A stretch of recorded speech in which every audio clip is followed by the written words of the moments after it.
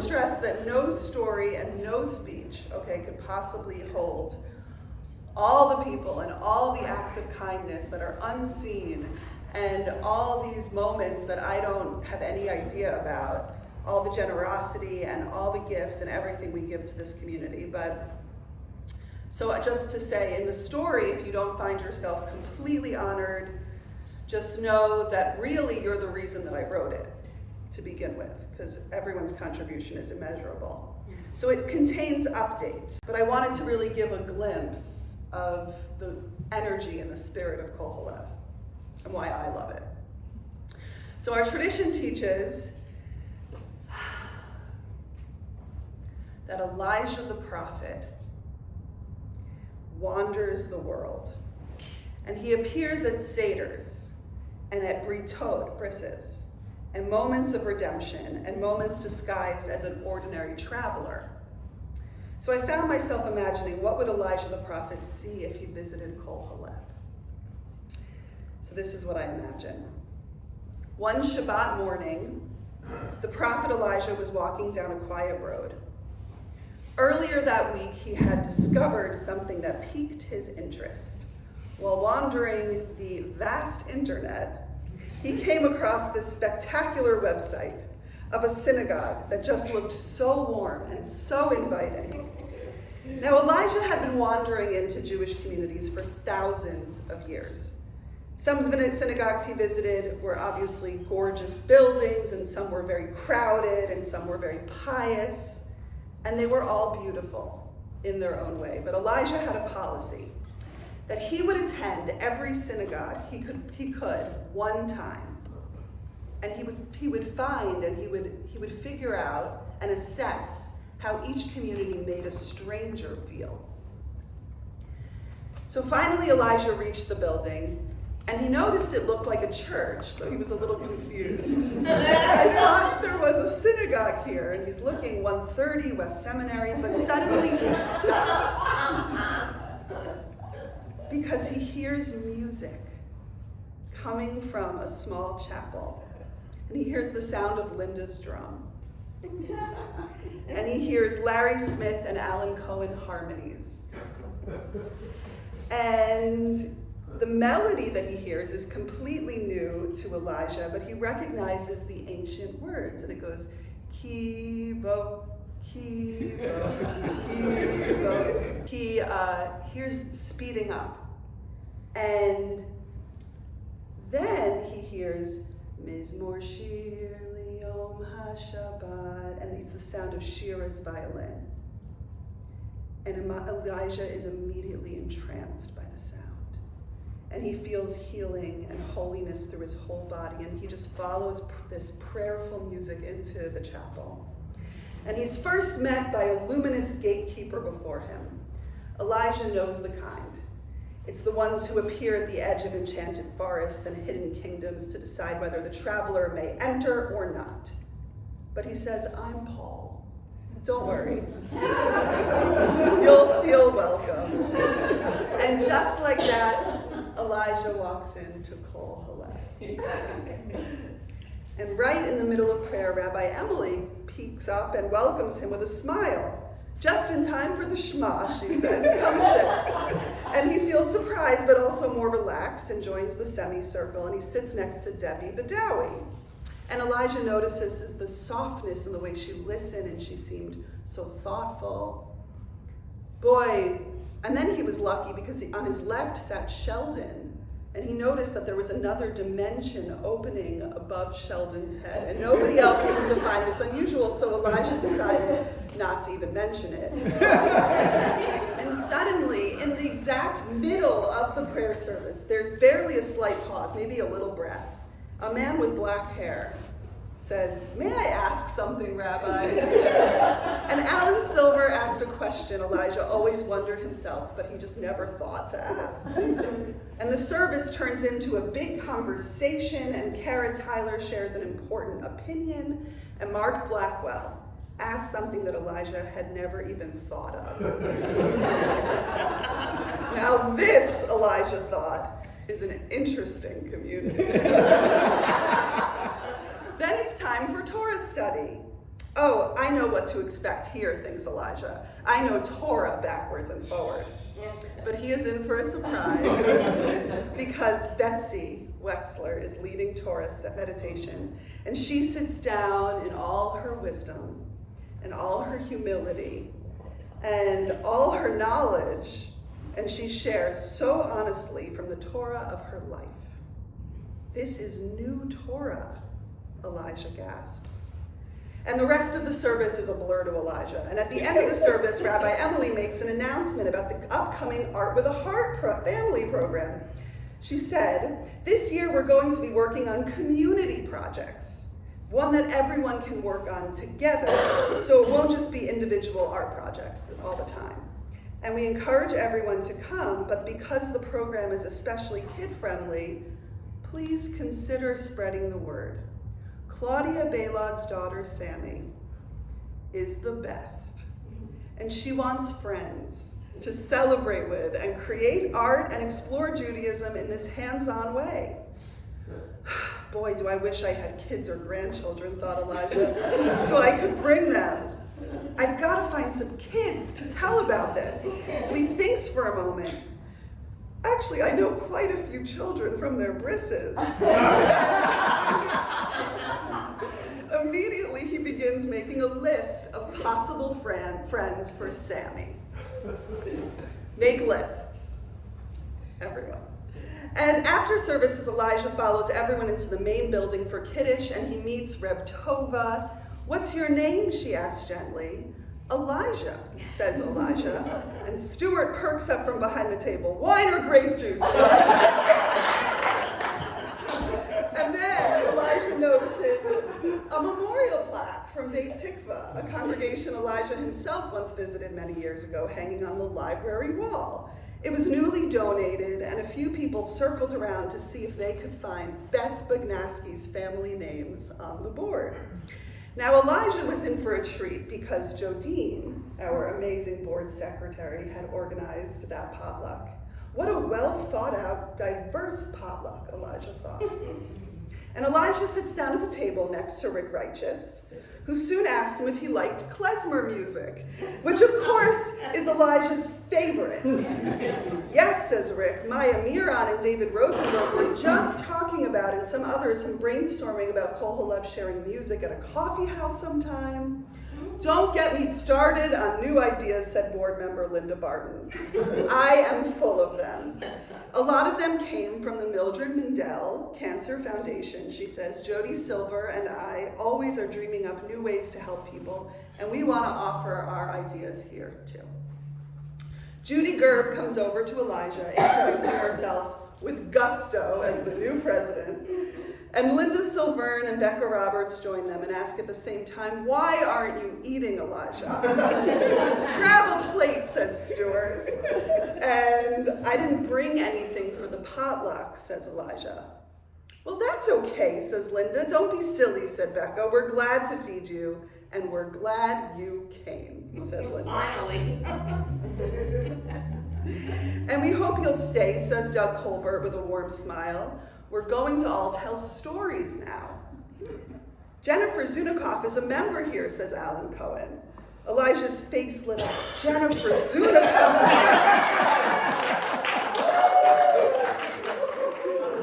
I've been listening to her stories for years. And he smiled softly and he put his hand on his heart.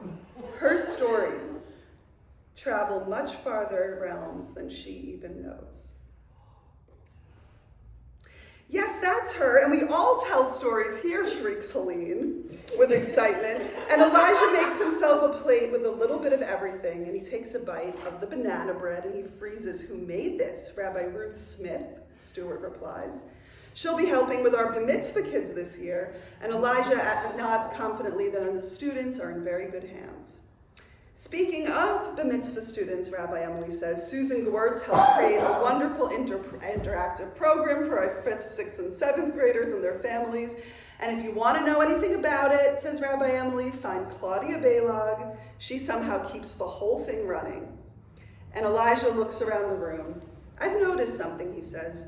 Around here, every time I discover something wonderful, There's another person just quietly making it happen. And finally, before Elijah notices, he is being guided into a minute of silence as Lori Rosenberg invites everyone into a quiet space within. They're about to begin sharing stories, and Elijah feels his shoulders drop and his breath slows. A deep calm settles over him. And yet beneath the calm, something stirs, because he has wandered into thousands of Jewish communities over the centuries. And he knows what happens when people pray together, but he's much less certain what happens when they begin sharing stories. Marcy Weinstein begins the storytelling, steady and thoughtful, and the room becomes very quiet. And it's not discomfort or awkwardness.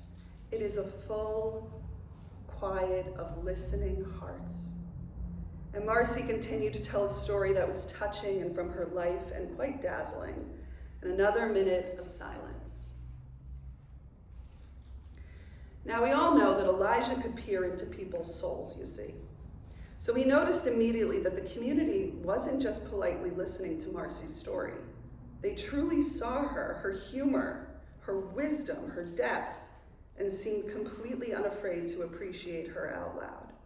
So Maya Miron and Susan Gewurtz tell a story, and the room is quiet in that particular way that happens when people feel safe. And Elijah is astonished. Everyone in this room seems so articulate and insightful and emotionally intelligent, and then others share. And Elijah notices that nobody is trying to be the right kind of Jew. They were just simply trying to be real.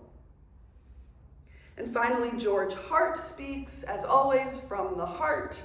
Wow, Elijah listens and begins to tear up. But he looks around and notices everyone is crying with him.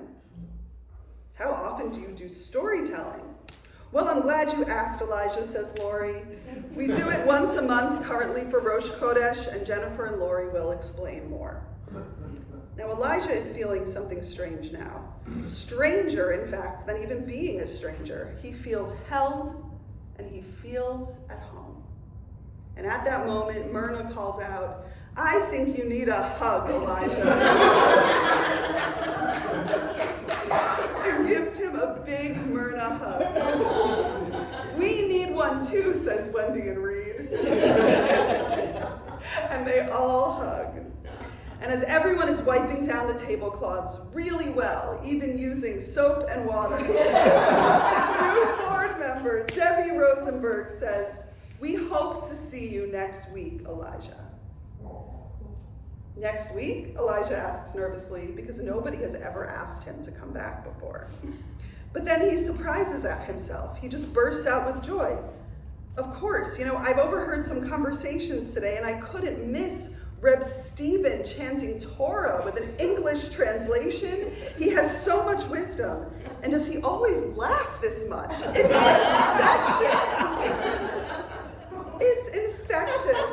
And I wouldn't miss it, says Elijah. Helene Miller and Beth Bagnaski and Marcy Weinstein and Lori Rosenberg and Susan Gewurtz and Robbie Curris and Stuart Martin and even Mark Blackwell on the cello are leading Friday night services all together. And Rabbi Emily said, yes, I really wouldn't miss it if I were you either. It's a phenomenally full and rich service on the first Friday of the month. And he says, I also heard Jody and Reb Tova are making challah again next year. That's right, says Reb Tova. Mine's Shabbat morning.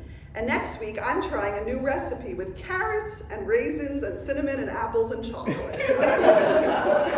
Wow. And is Jody making challah Friday night with everything bagel seasoning on it? Yes.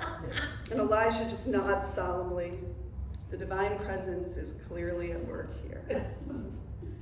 I'm also so excited to meet all the Kol HaLev members who weren't even here this Shabbat. Oh, just wait, said Eugene Treadwell. They are wonderful. We're all connected, even when we're not in the same room. Wait until you meet Cantor George and Ricky Henschel, and Elise Morazzo and Elena Kostakis and Deb Shapiro, and their children Juju, Sasha, Michaela, and Evan. They are remarkable. And don't forget Willsy, says Sheldon. My son Wills is preparing for his bar mitzvah next month. And Shira is even helping him prepare to play keyboard for his service. Elijah just shakes his head in amazement. And of course, you have to meet Paul Steisley, the father of Amelia. And speaking of Paul, I have an announcement, says Rabbi Emily. Paul is getting married to his love Deirdre next year, and the whole community is invited. Elijah sits quietly for a moment. He has not met half these people. And somehow, he already feels connected to them. You know, Elijah, says Aggie and Audrey, we are new members too. But what can we do, Aggie and Audrey, asks Elijah. What are you going to do to become part of this community? How do I become part of a community? And everyone laughs gently because everyone has a different answer. Volunteer, says Judy. Come to High Holidays Choir. Mara is an amazing choir director, says Helene. Teach something, says Rabbi Emily. Bring an idea for a program, says Rick. Share your skills, says Reed, who just copy edited our whole website. Share your talents, says David Rosenberg, who will be playing more harmonica this year during the High Holidays. Thank you. And if you want to write grants, find me and Alan, says Claudia, who in addition to teaching Zumba, helps so much to write grants for our bar mitzvah program and has also gotten us our security grant for the past 2 years, which we will find out if we get again this summer. Yes, help us write grants, says Alan from across the room, as he has become Kol HaLev's first executive director. If you can write grants, we would love and appreciate some more support.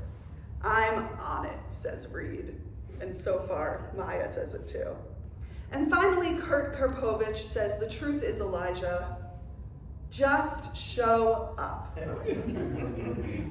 Elijah looks confused. It's that simple?